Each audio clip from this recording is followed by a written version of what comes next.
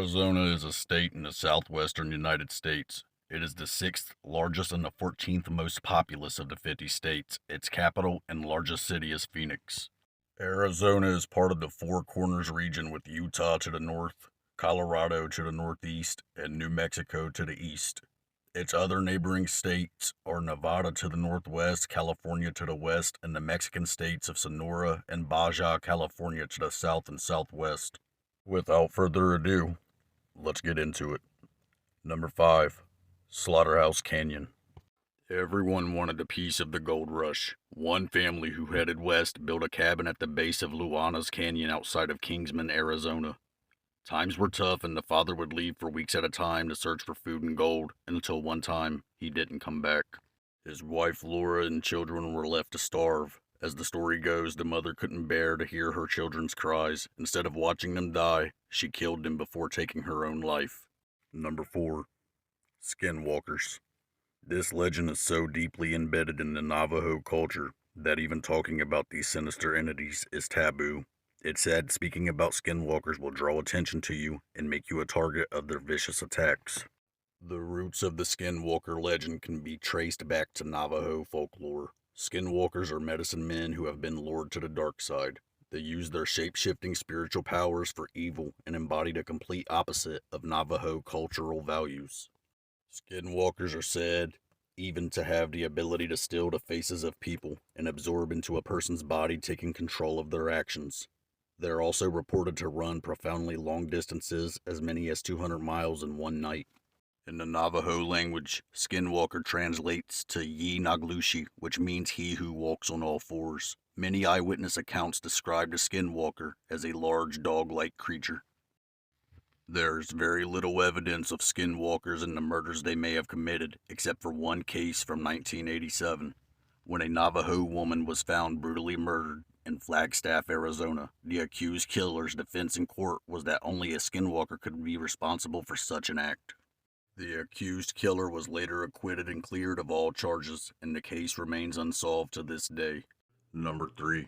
The Lighthouse, by Ken and Sandra H. My wife and I live in Tucson, but go back home to Washington State during the summer. We were asked this past summer to become lighthouse keepers in Westport, Washington. That is my wife's hometown.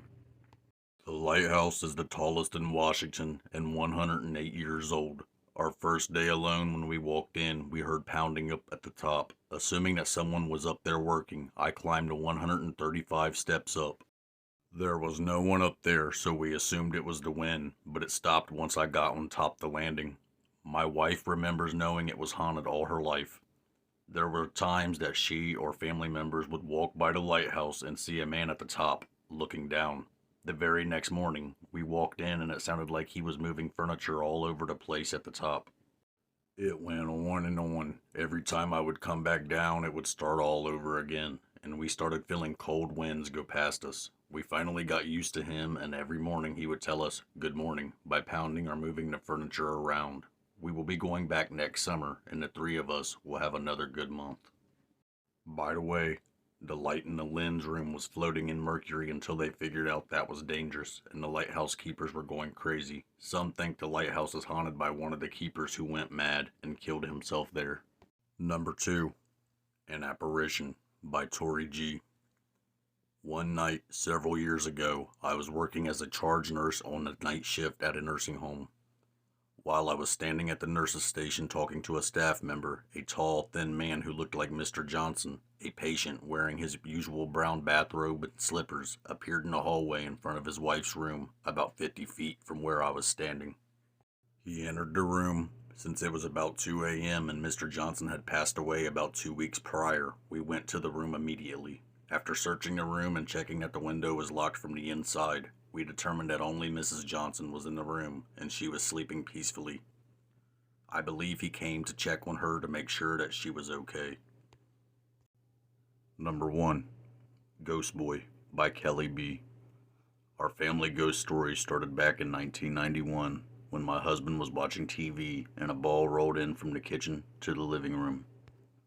At the time, we had no pets in the house and all of the kids were in bed, as was I. From that moment on, we had more strange things happen. A handprint smudge appeared on the mirror in the bathroom later that year. It was between the size of our 8-year-old and 3-year-old sons. In the spring of 1995, I noticed a children's swing moving at night with no one on it, and even had my oldest son Chris come out and see it move too. The summer of 1995 brought more strange things when my mom had our radio to mellow music and she came back to find a channel changed to rock, and it had also gone from FM to AM. And she found a sock out in the middle of the floor when it had not been there the day before. One night in July, I went to check on my daughter, and her toy stroller had been moved out, as was her dresser drawer. I had made sure before bedtime everything was picked up. We have also had other things that were out of place slightly, such as a basketball, small desk, and baby bop. In September 1999, I had just come home from work when I felt a cool breeze on my neck. That same September, I was getting ready for church when my closet door pushed out. I thought it was a cat and said, "Okay, get out of there." Well, no cat came out, which really spooked me. In 2002, my son twice saw a little boy standing in his room at night. We think it is a small boy, as it has always been attracted to my kids and their things. Our little ghost boy, as we refer to him, does not scare us, but as the kids have grown up and out, we don't seem to notice things as often as when they were younger.